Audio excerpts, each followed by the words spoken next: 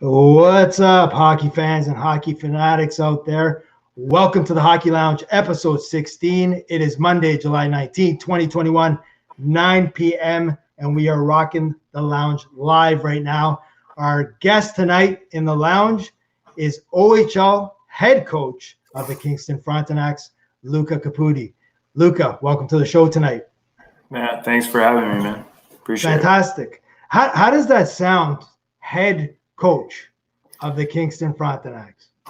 Yeah, it's different. Obviously, obviously worked for this ever since I, changed my role from a player to a coach. So it's nice. At the same time, be humble and keep your boots on the floor.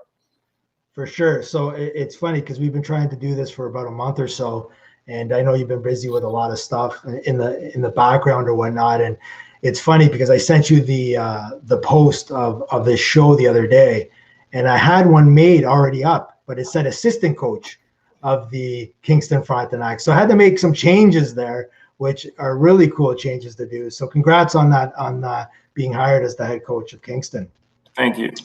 So why don't you just walk us through the last couple of weeks, because it's been a little bit of a whirlwind for you. Being through the pandemic, no season last year, and then your GM and head coach getting promoted to Seattle Kraken, the new NHL franchise, and then there's an opening. So what happened? Well, what really happened was Paul obviously had an opportunity to progress through the ranks in his career, and obviously took that opportunity. And then there was two vacancies because he filled the GM and head coach role for the last year. And really, what happened was our organization hired Corey Cooper, and then we went through like kind of a interview process. And I was fortunate enough to obviously be blessed with the opportunity to be the head coach. Wouldn't be without Paul.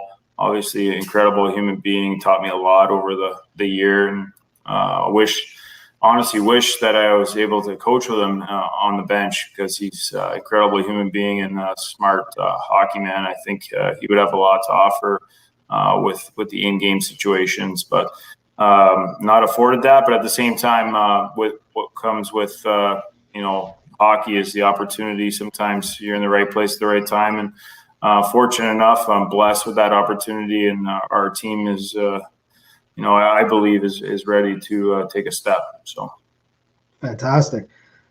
So last week you were named head coach, and why don't you just tell the viewers a little bit about the journey you mentioned from changing from a player role. What made you get into coaching from day one? Well, good question. I mean, just taking everything in from what you've been through as a player, all the coaches that have touched you. I believe that I had this kind of mapped out in my head, and can't really plan for these things, but at the same time, keep like training camp booklets, all these drills, map it out in your mind, and then becomes a reality. I was blessed to have Mike Kelly, who is my coach and GM in Mississauga, give me an opportunity in Guelph. And it's really, like I said, the opportunity, being in the right place at the right time, having that opportunity, and then, running with it. So coached in Guelph for 3 years as an assistant coach. Had the opportunity to come to Kingston as the associate coach, and now fill the head coach role is obviously something very, very humbling, but at the same time, something that I was really digging my heels in and wanted deeply. It's interesting that, again, you look at sometimes the hockey player in general, you go through the junior ranks, or you start on minor hockey, then you go through junior. And then, if you're lucky enough to get drafted to the NHL, which you did, and we'll get into that more later in the show tonight. But you get drafted to the NHL, you play in the NHL, you have your ups and downs, right? You might stick there, or you go to Europe, you play in Sweden. A lot of guys do that. You did that as well. And then most of the time you come back 30, 29, 30, 31, you put your hockey bag down in the garage and you're like, what's next here, right? Right. Some guys don't even want to watch hockey anymore. Some guys don't even want to be involved in it because they've been playing for, since they're 5 years old. So like you said, having Mike Kelly involved in your life with the Ice Dogs, what made you really, when you came home your last year of pro hockey, you had that mapped in your head, but what was it, take a year off, get away from the game, or was it, I got to get back into this right away?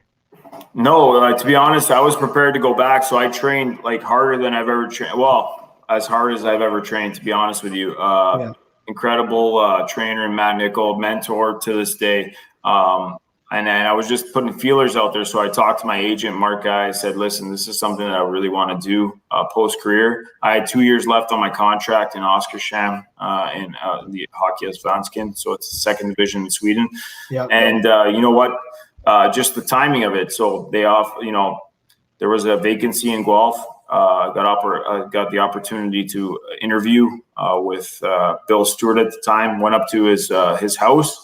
And he offered me the job, and that was, the rest is history. That's just how it worked out. But at the same time, it wasn't like planned. It just kind of fell into place that way. Cool. So you take the Guelph position, and we were just talking about this before we got on air here.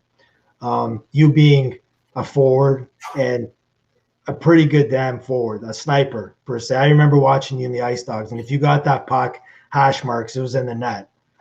And then you go to Guelph, and you're coaching the D, correct?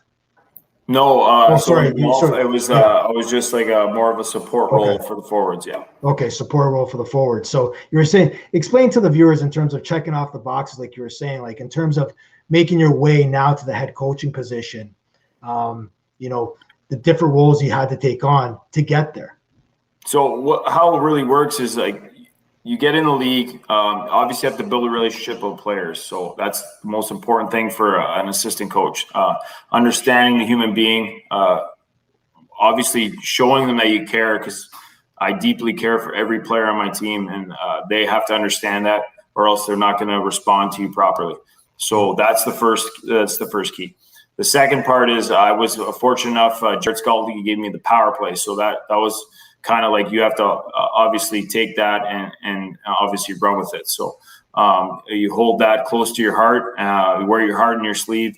The players know. At the same time, you got to be able to squeeze. So when it's time to squeeze, they respect you enough that they know it's for the betterment of the team and the player. And obviously that's how it worked in Guelph. Fortunate enough to get the opportunity to be the associate coach in Kingston, run the D, run the power play as well, same role, but at the same time, in-game management, understanding adjustments, little details within the game, work closely with Curtis Foster, unbelievable opportunity. And then obviously working with Paul virtually for the last year was incredible, because he's a super smart human being, taught me a lot, the ability to teach and all that stuff I'm sure we'll get into, but incredible for my career, and sitting here now, and obviously unbelievable. So you said you ran the power play in Guelph. So question, I've coached a lot, still coaching now. I usually bring my philosophies or my PPs and PKs to teams. Now, bringing the PP, did you bring that PP from Guelph to Kingston, or did you have to adapt because of the different type of style of player you had in Kingston? Well, you always got to be willing to adapt. You have to understand your personnel, what you're capable of doing, and that's really the the beauty of being a coach, is understanding who your personnel is and maximizing the talent that you're given. That's your job day in and day out, is to make sure that you're maximizing and understanding who's available to you and what they're really good at. So you come over to Kingston, and you're assistant coach. And how many years were you there prior to the pandemic? Was it 1 year or 2 years? 2 years. 2 years. So you're there 2 years, and then all of a sudden COVID comes in March. And, there's the stop of the season, no playoffs, no Memorial Cup. Everybody's hoping that there's going to be a season in September. and nothing happens, and things prolong. It's hard to get ice for these hockey players. It's hard for a coach because you're used to, teaching and being around the players. So what was that like? You mentioned virtually with Paul. Was there a connection with the players during that time as well? Yeah, incredible connection. To be honest, we were always, the OHL set out dates and like target dates. Obviously, never met them because of the pandemic, stuff out of their control. But we were being invasive, obviously creative. We did over 80 virtual calls. So we did everything from skill development, one-on-one meetings based on what they had, the way they had performed the year before. At the same time, understanding that there was a structure piece. So we talked about our whole tech package. So if there was a season to be played within a bubble or whatever the case may be, we were ready to go. And with that, we had a fitness element to it. So we were real creative. Our players got closer, I believe, in my heart, and they know it, that they all got better within the pandemic. It was incredibly tough circumstances, but at the same time, unbelievable experience for us to obviously think outside the box, make people better, make our staff better. And Paul did an excellent job of that. We are a way better staff. We are a way better hockey team after a pandemic. It's obviously going to be shown October 8th and when we go through training camp. But I believe that we're set up for success real early here. So all the off-ice training definitely is probably going to help out a lot of guys because, you have some guys that like to push it in the off season in terms of weights, cardio, all that fun stuff. And then some guys sort of, let's say hearsay, they're not really gym guys, but, all the virtual training, you can see it throughout all of hockey. This virtual training now is the big thing. So what's your expectation going into camp with, the on-ice aspect of things? Because again, some guys haven't had the luxury of maybe playing in an international tournament, like World Juniors or under 18s per se, or going overseas and playing some hockey there, or maybe even playing some hockey in the States because they were playing hockey throughout the majority of the pandemic. What's your expectation when you get onto the ice with these players?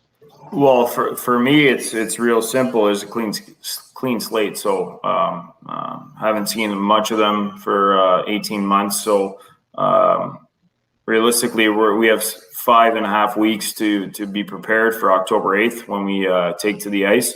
We will be prepared. I think confidence comes from preparation. We will obviously maximize our opportunity to get better within those weeks, and real excited to see everyone come back and be in the rink day in and day out. I think it's one unique thing with this pandemic is you understand the privilege of hockey, the opportunity to go to a rink every day and be around players and make them better, be around staff, make them better. I think that's a huge positive that we've underestimated through the years, that hockey's a privilege. So we're real excited to welcome them back and excited to get going and rep it out. Yeah, for sure.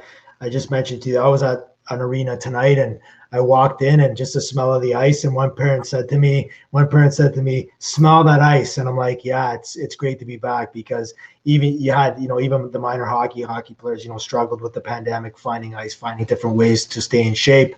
And also too, parents, having their kids practice when there was no lockdown, not being able to go in and watch their kids. So, it's great to see things are opening up and hopefully they stay like that. So Luca Caputi is the head coach. What do we expect, or do you expect? What type of play and style would a Luca Caputi's team play?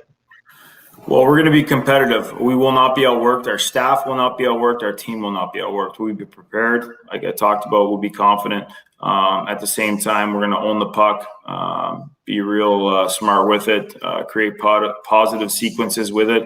At the same time, like I said, be ultra competitive. I mean, our group is ready. I believe they're ready. A lot of them have a lot to prove, and I believe that will go hand in hand with what we want to accomplish as a team.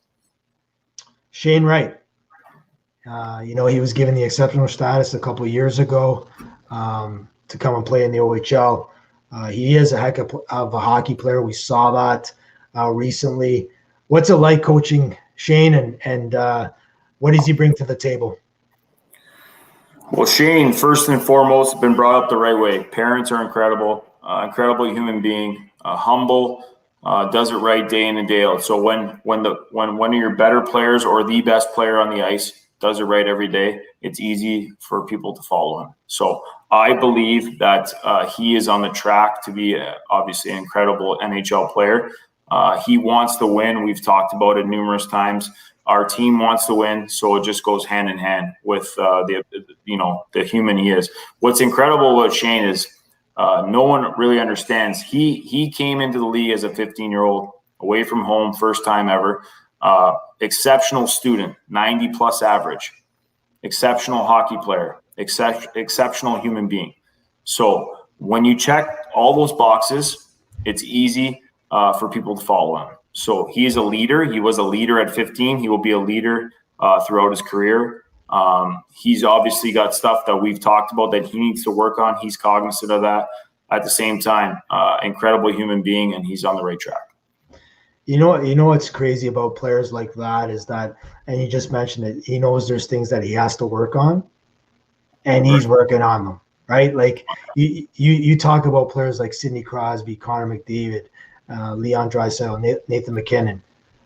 In the offseason, they always pick one or two things that they have to work on. And that's what makes these players so exceptional, is that they know that they still need work, and they go at it and they get ready for it. If it's face-offs, whatever it is, they come back the next year and they dominate whatever they had to work on. Well, you got to be willing to get better every day. If you're not getting better, you're getting worse.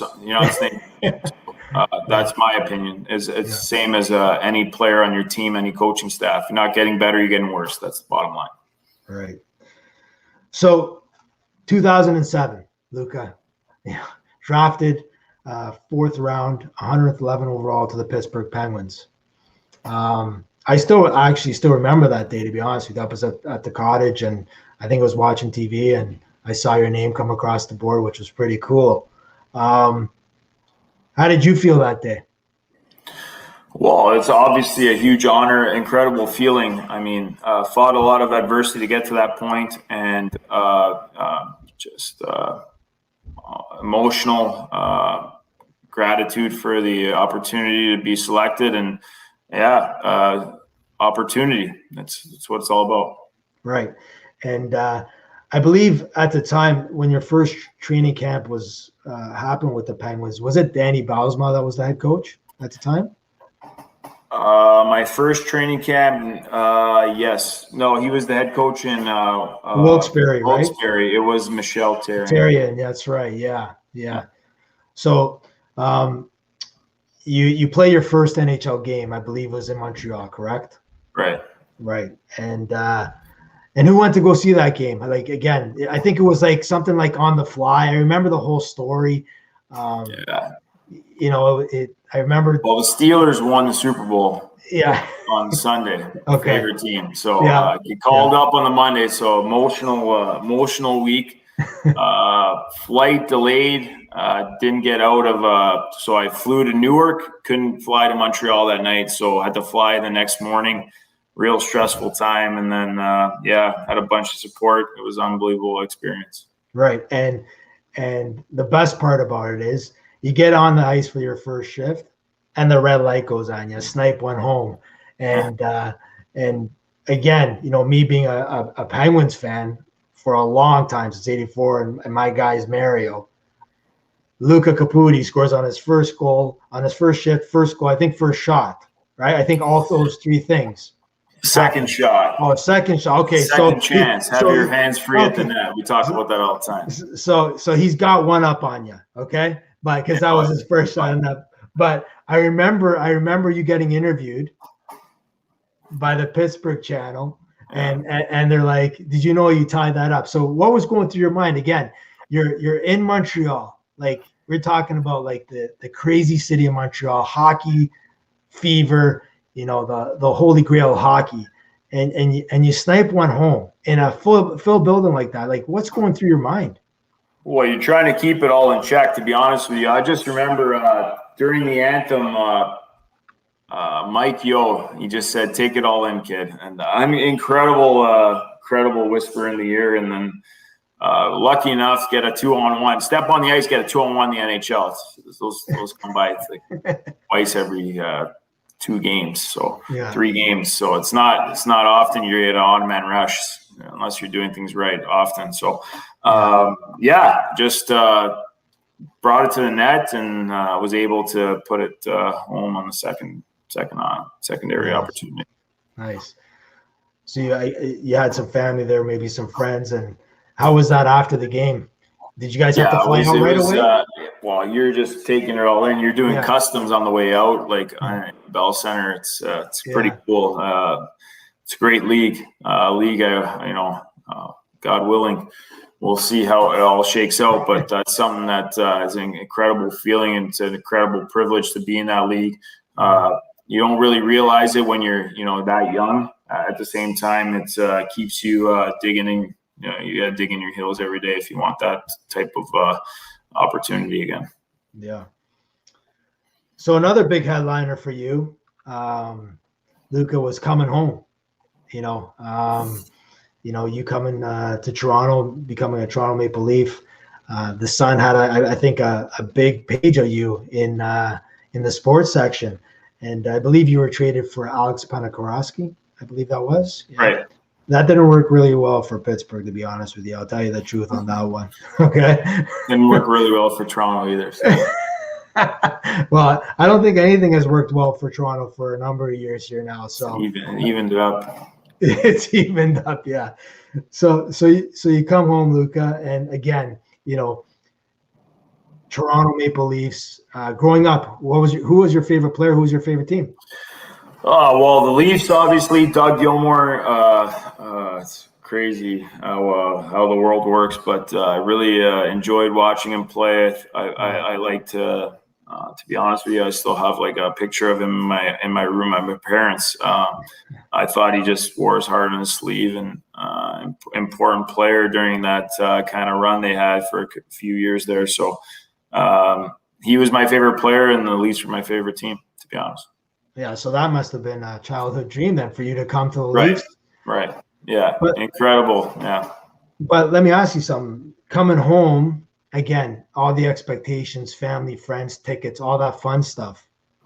They always say when you come home, sometimes it's a little hard to play because you got all these other, Right. It's heavy. Yeah, it's heavy, right? So it's heavy.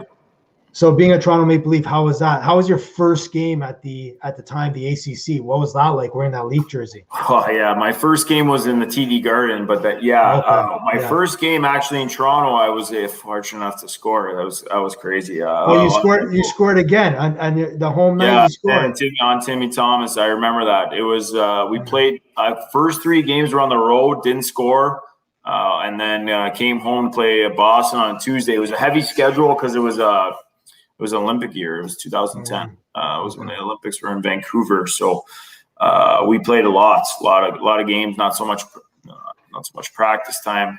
At the same time, I remember it like yesterday. I just incredible feeling, unbelievable opportunity.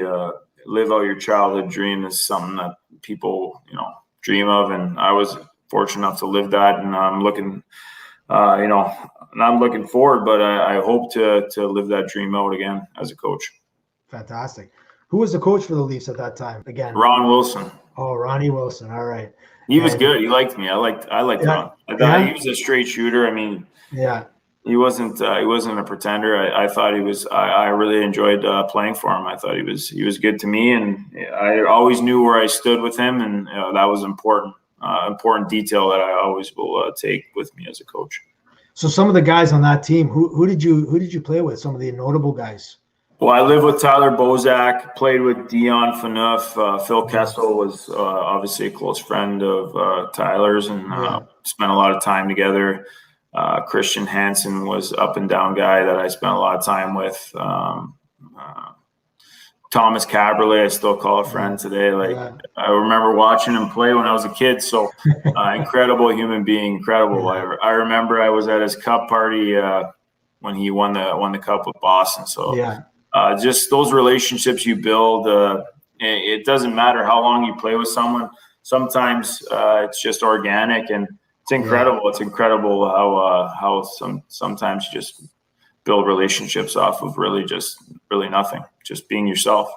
Right. Hockey's a small world, but it's a big world because you develop all these relationships with coaches, with players, trainers, all that stuff. Yeah. Right? Oh yeah. Right? Yeah. Trainers especially. That's where they're one of the most important people or people in your life at that time as a player. So it's important for players to know is to treat them right, and obviously you build a relationship for life with them. Yeah. So you're with the Leafs, and how many seasons were you with the Leafs, Luca? Good question. With the Leafs, in and out for 2 years. Yeah, in and out, down. Yeah, up and down like a toilet bowl. Yeah, like a water tap, on and off. Exactly. So after the Leafs here, you went, I believe, to Anaheim, if I'm not. You're right. Yeah, Syracuse. Right? Yeah, Syracuse. And how did that go there with Anaheim? I think again, somewhat up and down there, Luca, as well, or? Yeah, I mean, unbelievable experience. What a great group we had. It was crazy to talk about. Like we had Pat Maroon, Kyle Palmieri, Hampus Lindholm, Frederick Anderson,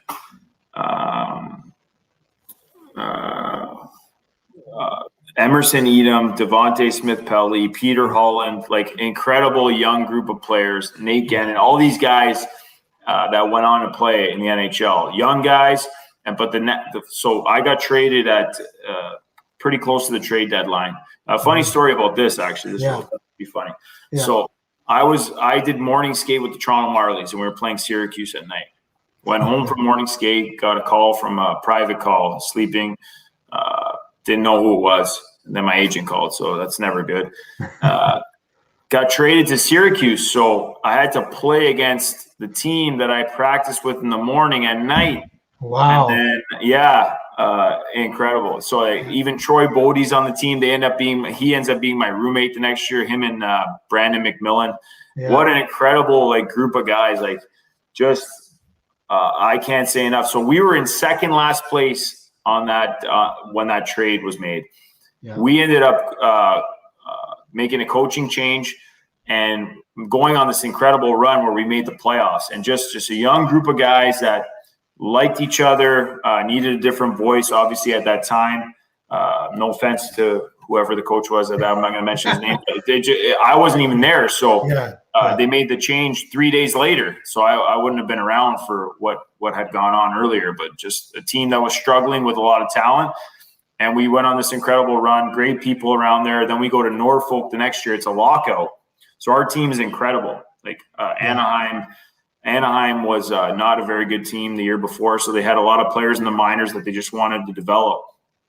In first place till halfway through the year, and the lockout ends, and they call everybody up.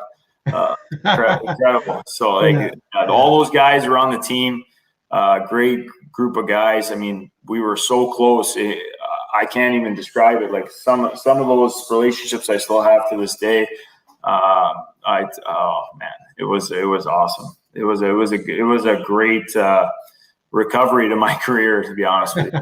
Yeah. That's awesome. So the pressures of being a Toronto Maple Leaf compared to, let's say, in Anaheim,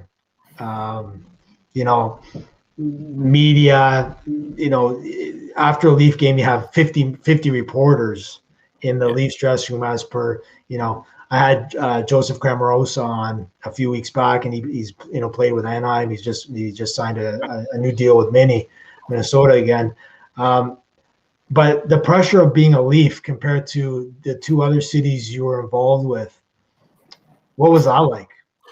Well, it's different because obviously the media attention's a lot. The volume of it is a lot larger in Toronto.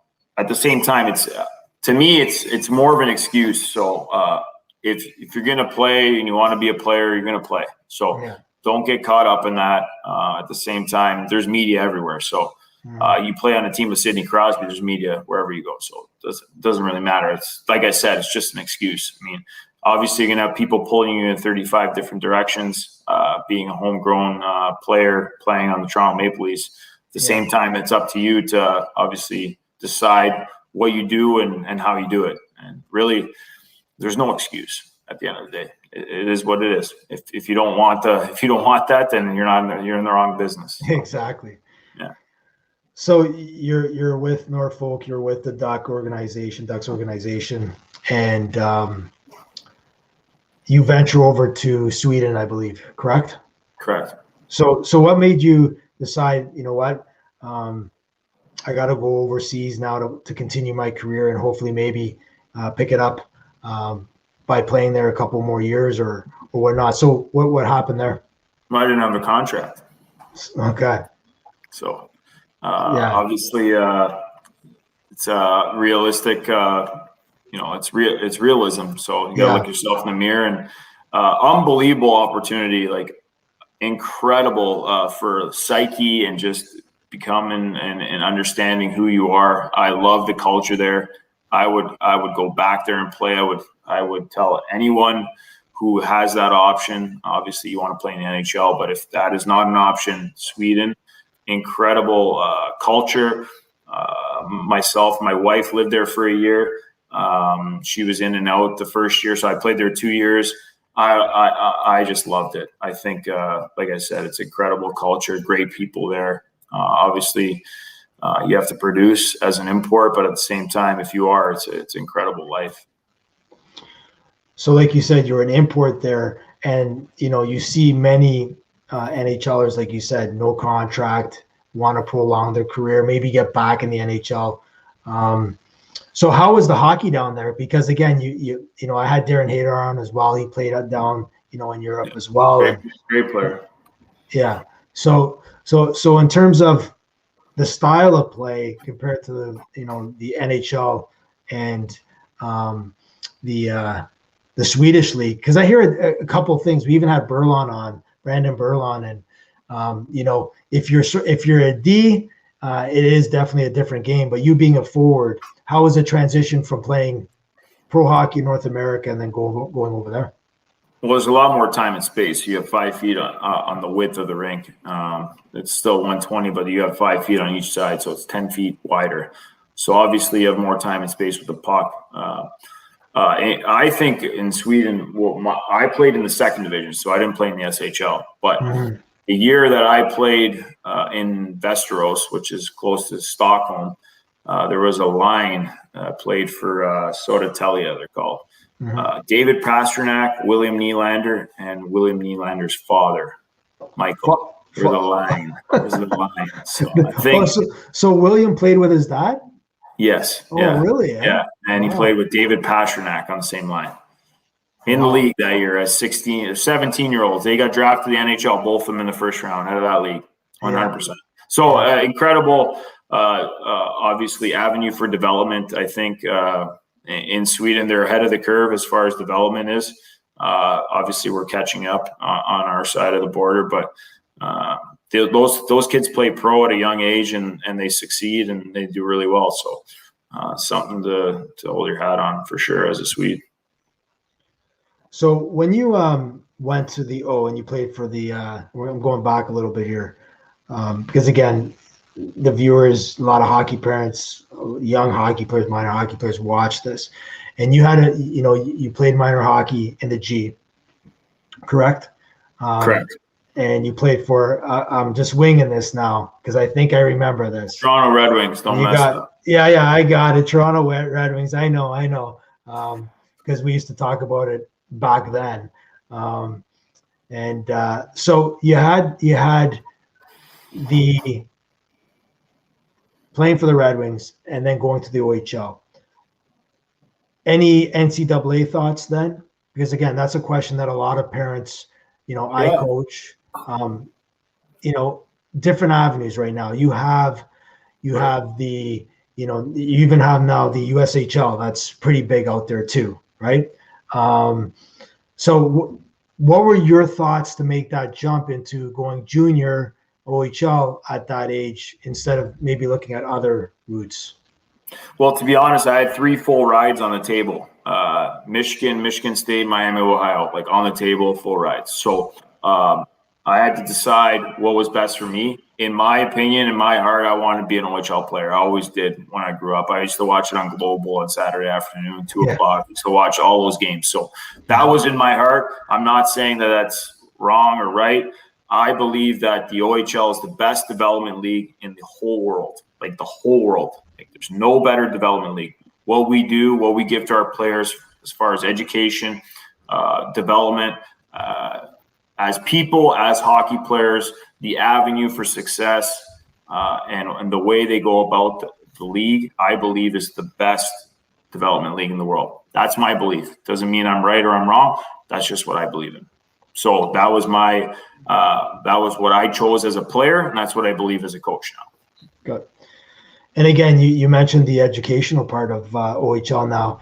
It's part of the OHL. I think it was brought in probably 5-6 years ago, maybe, that after you're finished playing, you do get a Canadian education through that Canadian university. Is that correct? How does that work? What happens is you get 18 months to decide whether you're going to fulfill your package, whatever your package may be. I'm not sure. Every player's package is different. Every contract's different. But you get 18 months to decide whether you're going to play pro. So let's just say you're not as soon as you're an NHL signed player, your package is nullified because you get a signing bonus that takes care of your education. It should, anyways. If you're an AHL player, AHL signed player, then you have 18 months, or an ECHL signed player, or you go to Europe, you have 18 months to obviously decide what you want to do. So if that's the avenue you want to go, you want to be a pro hockey player, you go that way. But you can always come back after 18 months and obviously fulfill your agreement with the team. They will pay for everything, within your contract after 18 months. That's fantastic. Because, back in the day with the O, sometimes, unfortunately, guys would play till they're overagers and then have, nothing else to do than, get a part-time job. So that's fantastic. That's awesome. Brandon Berlon actually has a question for you. I'm going to bring that up for you, Luca, to take a look at it. It says, as a coach, did your experience overseas shape the way you run your program? Yeah, for sure. The skill development piece was eye-opening. The way the league is run, the way the OHL is run, the way we run our program was not the way it was run when I was in the league.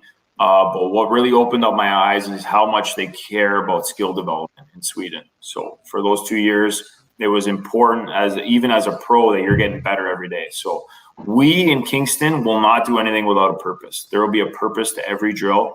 Every player will have a development day every week, and every 3 weeks we'll have a development week where it's just tailored to your obviously your specific needs and what we think that you need to work on within our structure that will help us as a team and help you as an individual. So I believe that my time in Sweden really helped shape my awareness as to how important skill development is for all players. Doesn't matter who you are, what age you are. If you're not willing to get better, you're getting worse. I've said that twice on this podcast. Yeah. I like that for the back of my younger guys' practice jersey. That's a good one. I like that one. We'll keep that. That's going in the box. So you're in Sweden, a couple years there. You come back home, right? And you mentioned that you were training as hard as you had in a long time, looking to go back, and you get the opportunity to coach. How was that like to make that decision? You've probably been playing hockey since you're 5 or 6, right? Right. And to hang up the skates and call it a day and move on to another career. Yeah, it's tough. I mean, it's obviously easier when you're staying in hockey and something that you believe that you're going to excel in, and you hope you're going to excel in. You're going to put everything, all your juice into that. At the same time, it's never easy. I mean, there's no better thrill than scoring a goal. Let's be serious. There's nothing that really relates to that other than hitting a home run, but I've only done that in softball. At the same time, it's the realism of it. So I just believe that I always wanted to coach. I talked about it. I I've always kept stuff. Like I have Dan Balsma's like practice plans from when I played in Wilkes-Barre. So it goes that deep, that far. That doesn't mean you're going to be a coach, because the realism of it is it's hard. It's tough. It requires a lot of effort. It requires a lot of experience, a lot of practice. I mean, it's not easy to go in front of a room and present a power play scheme like for that night. Like it's not right. Easy. So right. At the same time, there was a lot of eye-opening experiences that I had to work through. I had a lot of great people around me to support me, teach me, help me, guide me, and I wouldn't be there without all these people, or in this seat today without all these people. So if you want it, great, but it's not easy.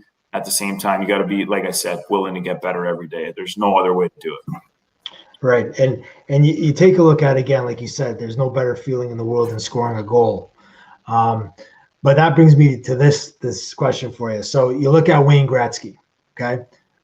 Best hockey player in the world, and always will be. And he goes behind the bench with Arizona, Phoenix, the Coyotes. And one of the questions that I always have for coaches when I talk to them, and I know a few junior coaches or whatnot that were pretty good hockey players, okay? And when like yourself, like I said, in terms of you get that puck, Caputi gets that puck, high slot, that's going top corner, top cheese, it's going in, right? One of your players gets that opportunity at the hash marks, right? Hits the glass. The difference of when Wayne Gretzky said, his frustration as being a coach, he couldn't comprehend how guys would maybe, let's say, screw up in that position, right? And we're talking about the best player in the world. Right. Okay, he's a legend. Did that ever cross your mind when you first started coaching, Luca? Like you said, you have to understand the human being. You have to understand the player. But right. Well, they're trying to score. So at the end of the day, yeah. They're not going to score every shot they take. It's just the realism of hockey. I mean, I got it. But would you like them to? I get it. Yeah, for sure. It's frustrating sometimes when you're standing there and the guy's got a grade A scoring opportunity and he misses the net, for sure. But that's where all those reps in practice will make them better. Countless reps. The stuff you do when no one's watching, no one cares. Mm-hmm. That honestly, it's a cliche, but it actually makes the most sense in the world. You have to be willing to get better when no one's watching. And at the end of the day, if you're willing to do that, you can play on any team. Every coach will have time for you. If you're not willing to do that and you're not, producing on a game level when the lights are on, then there's probably not room for you. That's just the realism of it. So if, like I said, I can live with people missing the net. I get it. You're not going to score every shot. I would love them to. But if they're willing to obviously do the behind the scenes stuff that makes them better as a player, makes us better as a hockey team, then there's obviously room for you, and I have time for you in those scenarios. Great point on that. So Tipu family has a question for you there, Luca. Who was your biggest influence in your career? Well, as a player, I would say I had an incredible experience in Pittsburgh. I was coached by Dan Balsma and Todd Richards, incredible coaches, unbelievable at in-game adjustments. Those things will go without say. No one will really understand, but those people or those two individuals had incredible knack for obviously making those adjustments that would help us win. As far as a coaching standpoint, I've been blessed. I've been around George Vanette, Jared Scaldi, but Paul McFarland, for sure, in a pandemic, made me a better coach. Just challenged me every day. If you weren't on your toes, you were setting yourself back. Like I said, just the amount of awareness, the ability for him to teach, rubbed off on me, rubbed off on our players. And I think you'll see that come September, October. I just really believe in what we have going, and I think our players do as well. So the OHL draft for the 2005s were a couple months ago, I believe. And, those players went through the pandemic. Again, they had a hard time showcasing themselves. What would you tell a young hockey player now that just went through the pandemic? What he has to do, what they have to do girls and boys, to make sure that they're ready for September, just like your players will have to be ready for training camp? Well, I mean, it's hard. It's been a tough scenario, so I don't know how much they've been on the ice. So it's obviously green. It's a gray area of obviously what I would say to them. But at the same time, I believe it was a unique experience for every player. So every time they touched the ice, they had the opportunity to get better. Some people wouldn't because they don't play games. But the players that care, the players that are invested in the game got better. So those players are going to have success early, and they're going to thrive on it. The other players that were physically more mature at Bantam or whatever the case may be may not have success because A, maybe their conditioning is not at the place that it should be. B, they weren't available to get on the ice. That doesn't mean anything. Dig your heels in. Make sure you're getting better. Make sure every day you're improving. Obviously, the cream always rises to the top. That's just the way it works. So if you're meant to be a hockey player, you'll be a hockey player. If you want to be a hockey player, you'll be a hockey player. It's the bottom line. Girl or boy, doesn't matter. That's a great piece of advice, because again, when you talk to some coaches or whatnot, and they always give you the percentages of being a hockey player or whatnot, it's great that you said that, because if you believe in yourself and you keep on going, and you keep on working hard, when the lights are off, like you said, there'll be an opportunity for you. So minor hockey players out there, I get a lot of questions asked, and you being a head coach now of an OHL team, right? Size, compete level, all those things. The biggest thing, like, again, I'm in the minor hockey organizations right now, and little Johnny, he's not growing, but he's skilled. Okay. Has the game changed? Where is it a big man's game? It's sort of medium, or does it even matter, Luca, right now? Yeah. So what I would tell you is your competitiveness is the most important thing. So that your competitiveness and your hockey sense. So your ability to think, see plays, the way you compete, the way you touch the puck, how many times you touch the puck is the most important thing. Then we talk about skill skating. That's important. Size you can't control. Those are things we talk about as well. That is at the bottom of the totem pole. So I would say the most important part for us when we look at players is your competitiveness, your ability to think. Then we talk about your skill, how much skill you have, your ability to make plays. Can you score? Can you stick handle? Can you skate in traffic? And then your skating ability itself. How do you skate? What are the deficiencies? What are the strengths? How can we make you better? And then at the bottom, and the most or the least talked about area would be your size. All right. I just got a question via text to ask you here. So what was it like for you and your family when you were drafted to the OHL and had to move away from home?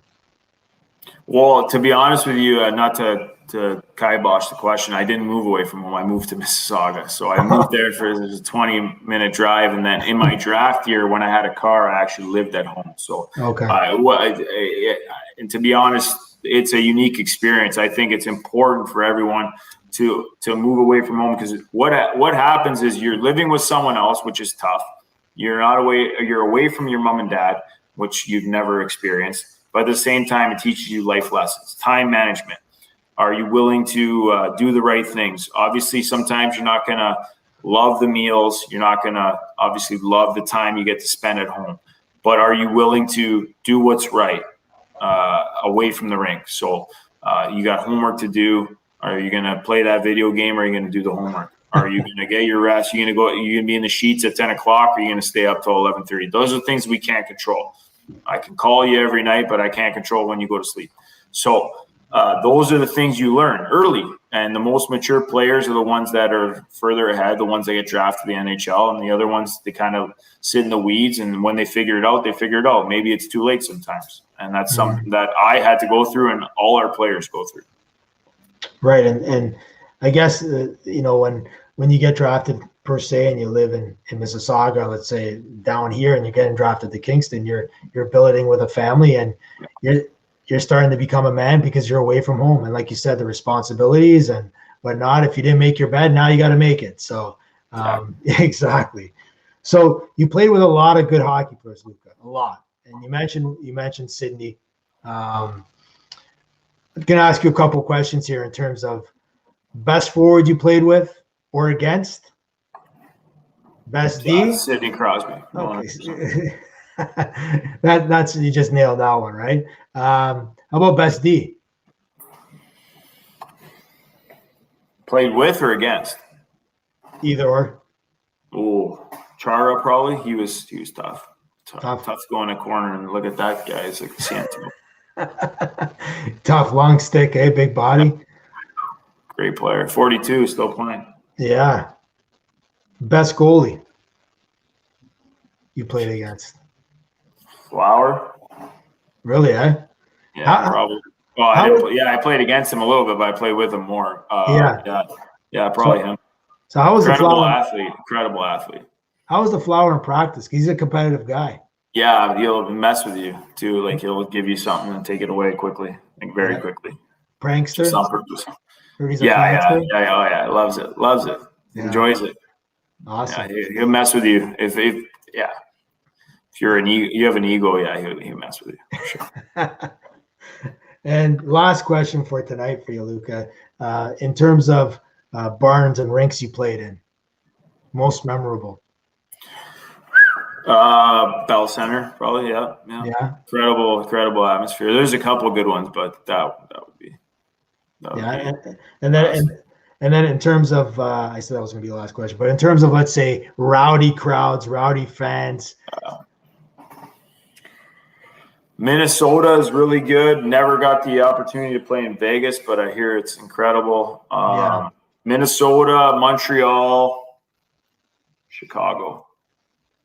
Awesome. Those are the loudest for me. Perfect. MSG too. Yeah, it's great. Some great places. MSG was nice. It was Madison Square Garden's crazy. Yeah. I would think. An experience. Yeah. Low ceiling. So yeah, that's loud. Yeah. Loud.